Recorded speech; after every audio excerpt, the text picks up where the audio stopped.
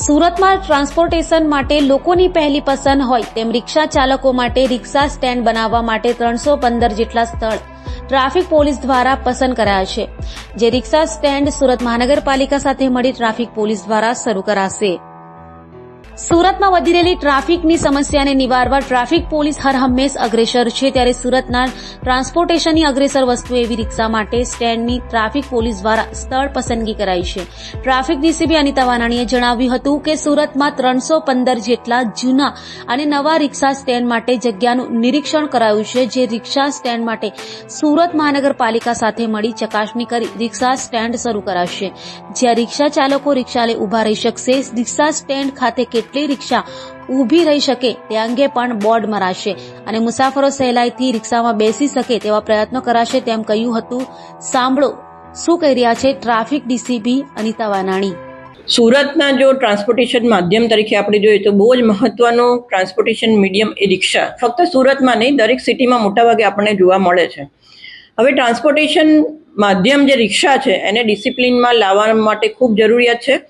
અને એવું અમે સુરત શહેરની અલગ અલગ ટ્રાફિક શાખાની ટીમ દ્વારા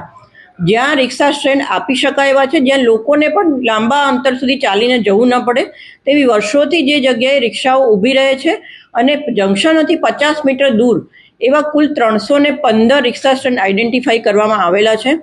સુરત શહેર ટ્રાફિક શાખા દ્વારા આવનારા સમયમાં જે જાહેરનામું બહાર પાડવામાં આવ્યું છે 315 સ્ટેન્ડનું, ત્યાં કોર્પોરેશન દ્વારા લોકો સરળતાથી અને રિક્ષાવાળા પણ સરળતાથી સમજી શકે તે માટે પીળા કલરના રિક્ષાના પાર્કિંગ માટેના પટ્ટાઓ અને સાથે સાથે સાઇનેજીસ પણ લગાડવામાં આવશે કે જેમાં કેટલી સંખ્યામાં રિક્ષાઓ ત્યાં ઊભી રહી શકશે એવું દર્શાવેલું હશે અને આ સાઇન બોર્ડ અને આ પટ્ટા મુજબ જ રિક્ષાવાળા એ જગ્યાએ ઊભી રાખે એવો પ્રયત્ન સુરત શહેર ટ્રાફિક શાખા દ્વારા કરવામાં આવશે.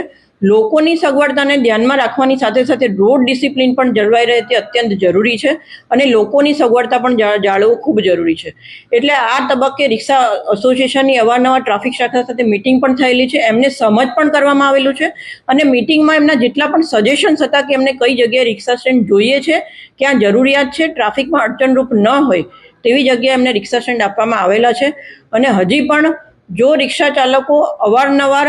અમારા જે પણ સૂચનાઓ છે એનું પાલન નહીં કરે તો ચોક્કસપણે આવી રિક્ષાઓ ડિટેન કરી અને એમને આરટીઓનો મેમો આપવામાં આવશે અને કાયદેસરની કાર્યવાહી તો કરવામાં આવશે જ. રિક્ષા ચાલકો ઇઝીલી અવેર થઈ જશે, શું લાગે છે? બિલકુલ, મને એવું લાગે છે કે સુરતીઓની સાથે સાથે રિક્ષાવાળાઓ પણ એટલા સમજદાર છે અને જો એમને કન્ટિન્યુઅસ એ બાબતે સમજ કરવામાં આવે કે તમારી રોજીરોટી પણ આની સાથે સંકળાયેલી છે અને લોકોનું